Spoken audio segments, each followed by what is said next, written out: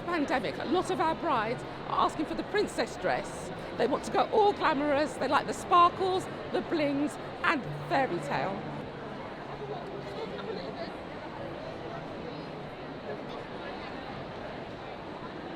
Weddings are booming, but brides are now asking for weddings to be 2024, 2023. So not many this year.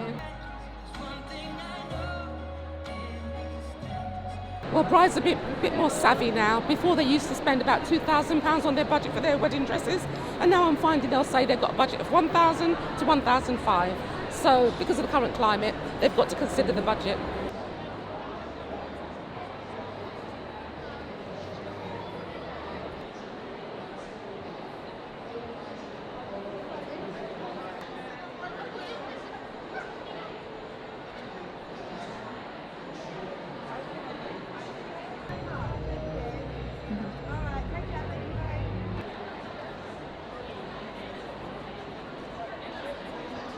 So we launched the year pre-pandemic, so we had a very successful year where we were able to do events across the UK, Ireland, and with our founder being Brazilian, we actually done some events in Brazil.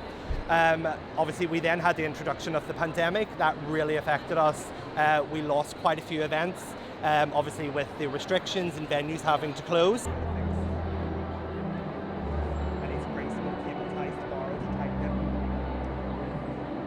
Now that we are out of that, we are suffering some issues with venues. The catering industry are really suffering with staff. A lot of our workforce have remained at home. They've changed, they've diversified careers. It's also hampering us with the fact of during pandemic, we've had lots of people that have taken up new skills like balloon art, floristry from home. So the competition within the market has grown.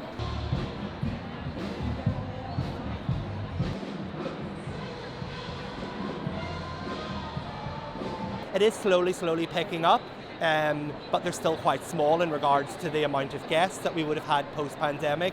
I think our biggest event this year is for about 60, whereas previously it was around 150 to 200. Our calendar for next year is filling up again, so things are improving, but extremely slowly.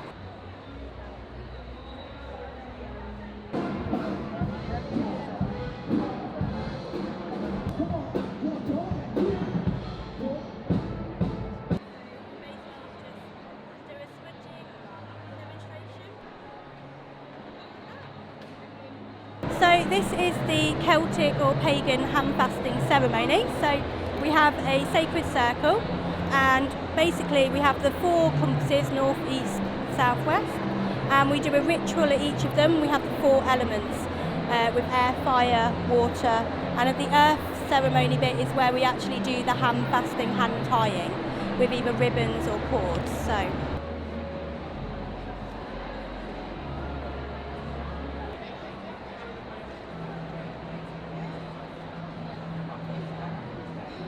The elements that are important to them has changed, so they want to be able to include people. The ceremony needs to be personal to them. This is great as well because, you know, they maybe want something that's not religious but spiritual and maybe connects them to nature, and that offers this, exactly that.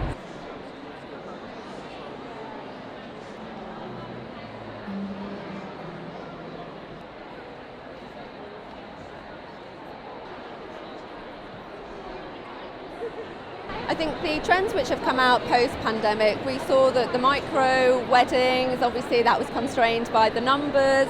Whether that will continue, I think probably not, just because we know that people want that face-to-face, they want to regroup with friends and family. What is interesting though is the midweek wedding seems to be a lot more popular, and again I think that's dictated by the tsunami of couples who are trying to cram their wedding dates in.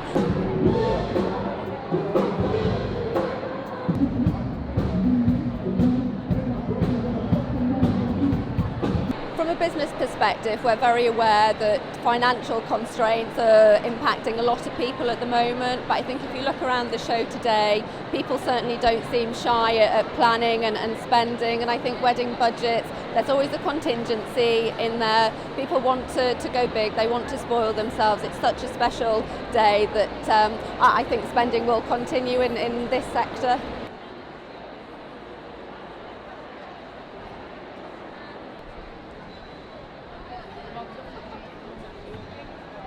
only just got engaged, so we're not quite sure exactly yet what the kind of impact will be on us. I think if we'd been doing it this time last year, it probably would have been a lot more complicated. It would have had a bigger impact on us. But I think we are thinking we'll probably go with a smaller guest list, just to kind of simplify things down and also make it a bit easier on us financially as well. So.